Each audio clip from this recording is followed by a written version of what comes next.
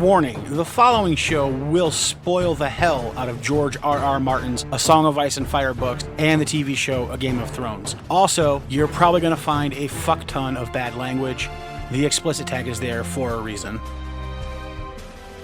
Death and boobies, death and boobies, death and boobies, death and boobies, death and boobies, death and boobies, death and boobies, death and boobies, death and boobies, death and boobies.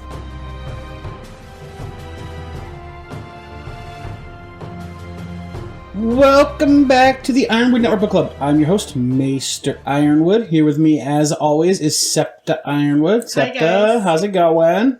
Beautiful day out today. Beautiful day. Yes. Summer was here. Yes. Skip it over Still spring. here. Yeah, skip it over spring. It's about 1,000 degrees up here. Yeah. And it's only May, Yes. so, blast furnace time. Yeah. Probably about time to turn the furnace off, wouldn't you agree? I already did. Oh, you did? Yeah. Okay. Because we don't need that. Good.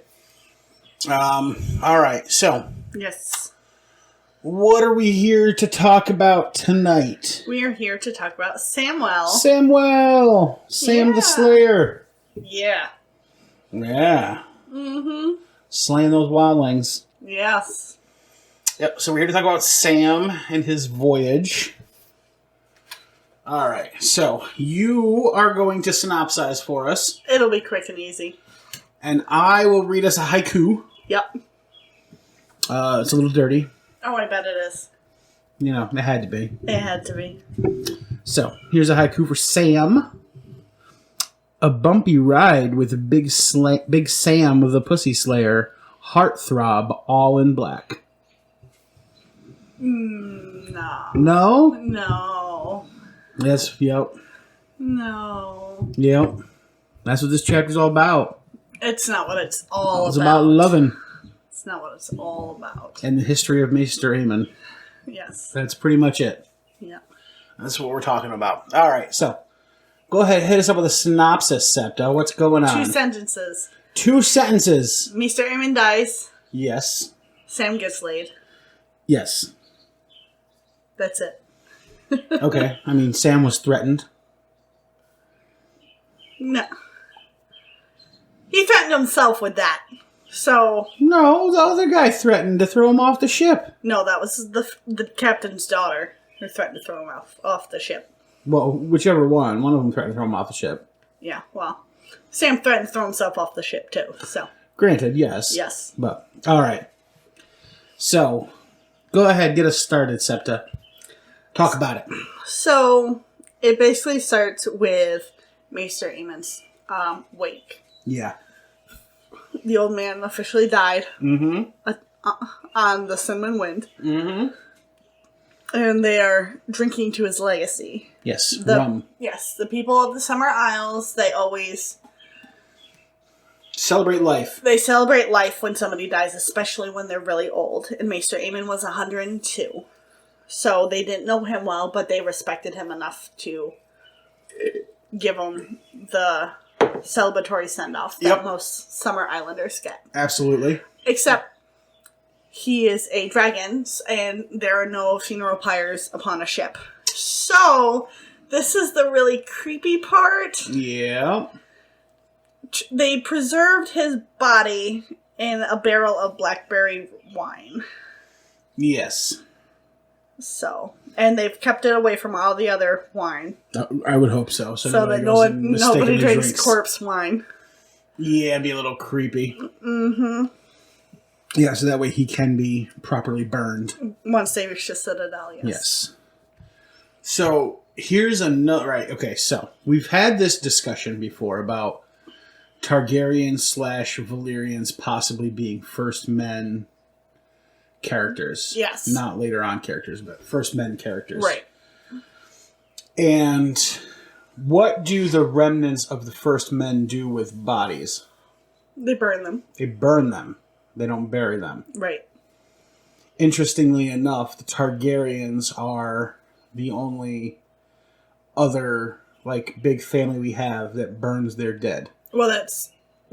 Most people assume it's because they're of the dragon. Right. So... But then you think about... The Dothraki, don't they burn their dead, or do they just leave them? Yes, they burn them. Okay.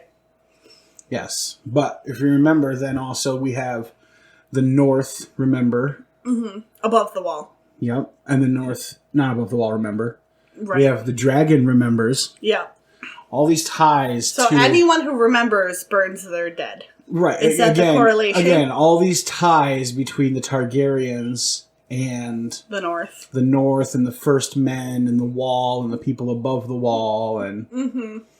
Interesting. Yeah. So I don't know if many people have made that correlation because I just kind of made it right now. So, but you've obviously had it before. Yeah, I've been thinking about it. I just look for ties between the Valyrians, the Targaryens, the First Men. So basically, anyone who remembers burn. Well, no, because the Manders don't burn their dead. Well, the Manders are a family from the south. Right, but they came north. Right, but they're not. Or not the Manders. The who is in the last house before the wall? The Umbers. Yes. Do they burn their dead? I assume so. Do they have a crypt? We don't know.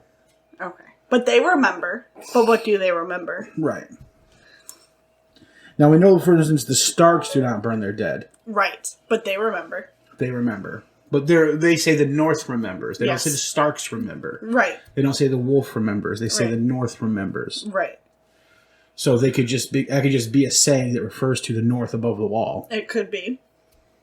But they also have a very special crypt Yes. for their dead. Yeah, that's bound by magic. Bound by magic. Mm-hmm. Maybe it's so they didn't have to burn their dead. Quite possible. And also it's almost certainly invaded by weirwood roots. Yes. And black water and... Isn't it under the Godswood? Yes. Yeah. Where black water also happens to be. Mm-hmm. Just saying. Yeah. What if that were to flood with black water? I mean, it would be a flooded crypt. Right.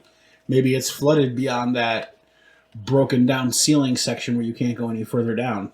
I thought that was boarded up so people could no longer come in and out under the wall that way. Well, I have a feeling that that's a cave system which connects to the cave system that Bran is in, which if we remember, well, you haven't gotten there yet, but... So that, don't spoil it. I've already told you this before. The Black Water is at the bottom. There's a Blackwater River at the bottom of that cave. Right. Which almost certainly connects to all the other caves, which would mean that it would probably connect to the crypts at Winterfell. Right. And the Blackwater pool at Winterfell. And Okay. so, who knows? But yeah, just a little correlation there between the Targaryens and others who burn their dead. Right. Because that's not common in Right. this world anymore for the dead to be burned. Yeah. The Dothraki do it, the Targaryens do it, and that's basically it. And the people north of the wall do it. Because they know. Right, exactly. So they don't just remember, they know. Yep, they remember the problems. Yep. And so they burn their dead. Yep. So I wonder if that's a correlation that we're meant to make. It's a very valid correlation. Yeah. All right. So he died upon the ship, which means they had gotten him on the ship. Mm-hmm. In order for them to get on the ship, they basically gave the captain everything. Yeah. His sword and sheath, all the books, scabbard, whatever. He gave him basically everything he had except for the broken horn and the Maester's chain. And the clothes he was wearing. Yes. Yep. They wanted the Maester's chain. However... Sam told him no. Go fuck yourself. Yeah. Basically, it took him 3 or 4 tries to get them to realize the Maester... Yeah, no. it's a big insult to take his chain. So we can't do that. Right. But they gave him basically everything else they had. And Sam says, even if we paid 3 times the amount they paid, it still would be a cheap ride. Yeah. Is only if... Yes. Maester Aemon had survived. Yes. Which but he did not. Did. No. He made it quite a ways. He did have a surge. Now, yes. if anyone isn't knowledgeable in medical anything, a lot of people, when they're dying, even it doesn't matter if it's age or, health related, most of them have what's called a surge, where they have 1 or 2 days of really good, they're upbeat, they're eating, they have energy, and then after that they go downhill fast. Yes. Their body essentially fills with DMT and adrenaline. Yes. For 24 to 48 hours. So they get that high. Yep. And Maester Aemon seemed to get his just before they were getting on the ship. Yep. Because Sam brought the captain who rescued him from the canal back to Maester Aemon. Yep. And Maester Aemon got so excited. He was eating full meals. He was up and walking, even if it was slow and steady. Yep. And he just got so excited. His memories were coming back. He wasn't doing the mind-wandering thing. He even walked onto the ship himself. Yeah, he solved the mystery of the prince who was promised and figured out that they've been wrong for 1,000 years, and it's a princess, and that's because dragons can change between male and female, so the gender doesn't matter. Yeah, because in the written text, or in that language in which it was originally made, male and female was neutral. Right. And everyone just assumed it was male because right. in their living, it was all about male. Men are higher than women. Right. So everybody assumed it was Rhaegar. It wasn't Rhaegar. It's actually not Rhaegar's son. It's actually Daenerys, and he's convinced. Yeah. And so he needs to go. He wants to go see Daenerys. Yes, because she needs another Targaryen on her side. She needs someone to teach her. She needs someone to protect her. The dragon has 3 heads. Yes. And he wishes that he could be one of them. Yes. Well, upon the ship, they hit more storms, and Maester Aemon gets weaker again. Yes.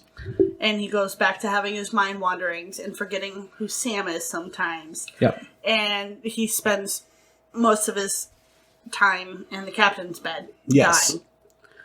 Dying. He does do a lot of mumbling. I'm not sure if any of it was relevant or new information to us. Not really.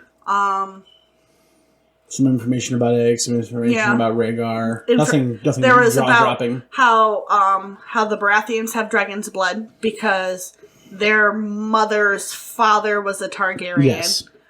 Egg's daughter. Yep. Was a Targaryen. So their father's mother. Yes. Not mother's father. Yeah, I got it backwards. Father's mother was Egg's daughter. Yep. Yes.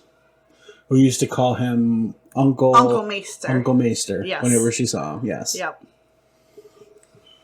And as Maester Aemon gets weaker, he basically encourages Sam to the point of almost mass hysteria that Sam has to tell these maesters in Oldtown what's going on because all these maesters are there. They don't know him. All the maesters he did know died 50 years ago. Yeah.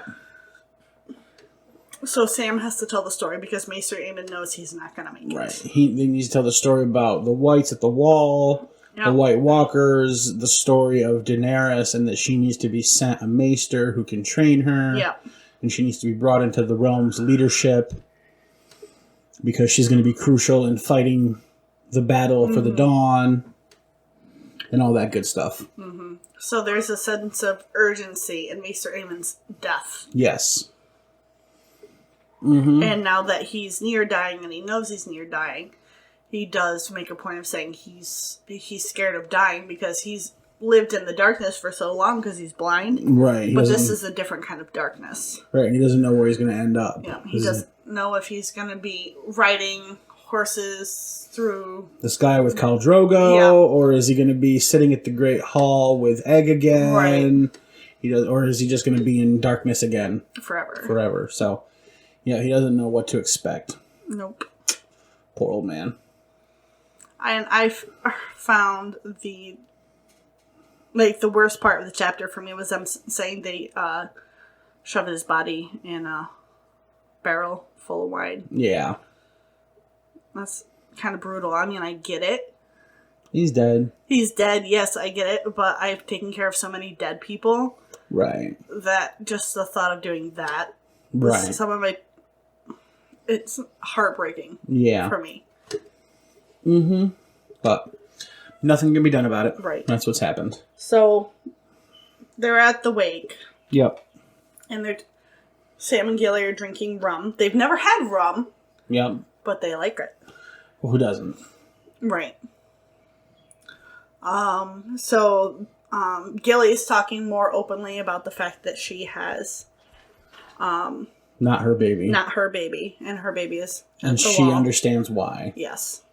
Yeah. So she's sad about it, but she has recovered and she's processed a lot of it. Yeah, now. she understands why.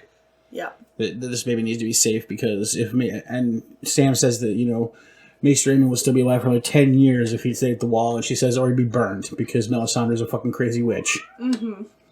And they've picked a name for the baby, but they can't call him that until after his 2nd birthday. Yeah. And they drink to, what's her name, Dahlia? Dala. They drink to both babies. Yep. And to Maester Aemon twice. Yep. And that's a lot of rum for lightweights. For people who don't normally drink. Right. And so he goes to take Gilly back to her rooms because all the women sleep in one section. Mm-hmm. The baby is with the captain's daughter, mm-hmm. who's an excellent fighter, but her favorite thing in the world right now is playing with the baby. Right, yeah. I mean, when they were attacked by pirates, she killed 12 men with arrows. Yes. Yep. That's how much of a badass she is. So wasn't that was around where... The Stepstones. Is that where the Ironborn were? No. Okay. They're still on the other side. Okay. The Stepstones is the broken arm of Dorne. Oh, okay. Okay, yeah. Hence the Stepstones. Yeah, that makes sense. Pieces of the broken arm. Yep. Okay. So, he goes to lead Gilly back to her room because she's wasted. Yep. And she attacks him. Yep. She not having none of that. Yep. She wants some D.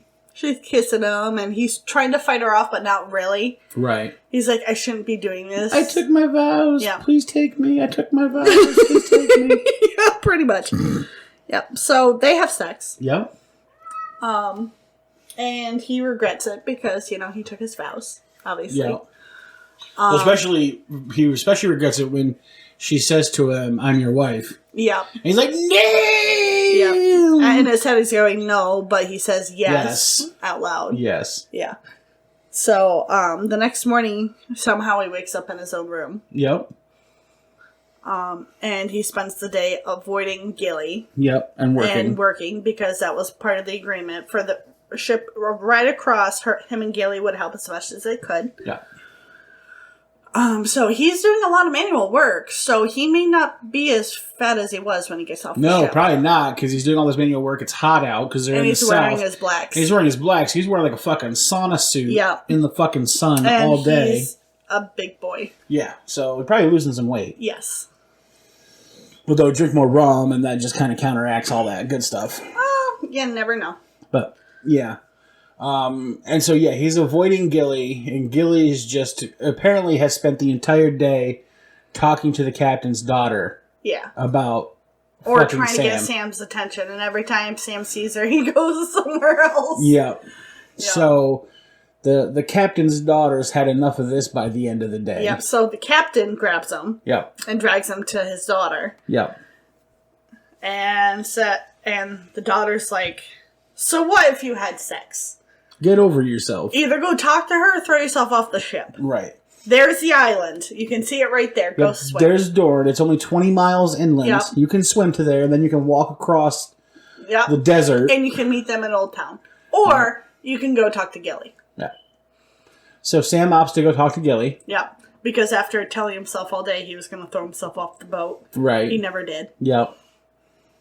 And when he talks to Gilly, it doesn't just stop at talking. Oh, it doesn't? I'm sure they do it again. Okay. I would assume, from the way their conversation goes. Right. Right, because he says, look, I can't be your real husband, but I can be your pretend husband. Yeah. Basically. Basically, it's like, I'll be with you as long as we can, but that's basically it. Yep, absolutely. And so they're on their way. They're at Dorne now, so they're, got a little bit of ways to go back up around the corner and to Oldtown to get Sam where he's going. And that's it. That's it, yeah. Not a whole heck of a lot going on in this chapter, really. Right, but, Maester Aemon had to die at some point. Yeah, Sam's chapters are kind of... I have a feeling that Sam's POV was basically added late just to flesh out, like, a few details. So there's not as much in his POVs as other people's POVs. You think it was added after he had originally written the first book? Probably. Well, these two books... Right, well, these two books were supposed to be one book, so you think Sam was added in after he had finished that big one and then decided to split it? After that, yeah. I think then he decided to... Well, I don't know about that, but... Because we needed to know where Sam was and that's going. what it seems, is like it's a late addition because sending Sam on this quest is kind of like an afterthought thing. And he had I think George had an idea of what Sam was going to do pretty in the story, but he has to get him to Oldtown somehow. Yeah. And so these POVs are basically the way to get him to what he needs to do for the end game. Right. Because you can't just send him to Oldtown at the end of the last book and then 2 books later, oh look, he's at Oldtown. Right. The readers want to know what's going on in between. Correct. And we want to get Darren, we want to get Darian's to Bravo so that Arya can still be Arya and take revenge on a traitor to the Night's Watch. Yeah. And, so there's a few things, but I think that Sam's story was kind of secondary to just he needed Sam to go to Oldtown. I think it was just basically that Sam didn't have a lot going on. I mean, he wasn't getting into fights or anything, so it was just. Sorry, I'm trying not to burp. I mean, would have been cool to read the battle they had against the pirates. Yeah. It would have been. Would have been cool to read that, you know what I mean? Yeah, but that's probably just more of Gilly and the baby crying below deck. Yeah, but it could be Sam watching, as, the captain's daughter goes apeshit, and Sam shooting his arrows ineffectively into the ocean. Yeah. It could have been cool. She can go 400 yards. Yeah. But, Which is, with a good with a good longbow, that's possible. Yeah, maybe she's part elf. Who knows? No, Old English longbows could shoot quite a distance. Yeah. So, all right. I don't have anything more to talk about in this one. No. Yeah. So it's a shorty, but it's still a cool chapter. We get a little bit of history. The backstory of Maester Aemon and the Targaryens is cool, and his kind of devotion to trying to help Daenerys is pretty cool. So yeah, the whole the history of it makes it seem like it's so long ago. And then there's someone who's Maester Aemon, who's 102, and he's lived all that history. It really wasn't that long ago because the Baratheons' grandfather, or great-grandfather, grandfather was a Targaryen. Yeah, their father's mother, was a Targaryen. Yeah. So was it really? Yeah, so wasn't really not that long ago. Right, exactly. But we have that same issue with our own history. Mm-hmm. I think I've mentioned this before, but to me, the way I learned history, Martin Luther King and Anne Frank were not in the same time frame. Right, they were. But they were the exact same age. Yeah. Yep. So, to me, that stuff didn't happen at the same time, even though it did. Yeah. So, to realize that history's not this long line that we've been taught it's wibbly wobbly, timey wimey stuff. Yes, because they teach us in timelines. Right. And timelines are full of errors. Well, it's not even that it's full of errors, right? Yes, ancient history timelines are full of errors, but I just think of it like the Vietnam War to me seems like it was so long ago. Right. But, it had only ended half a decade before I was born.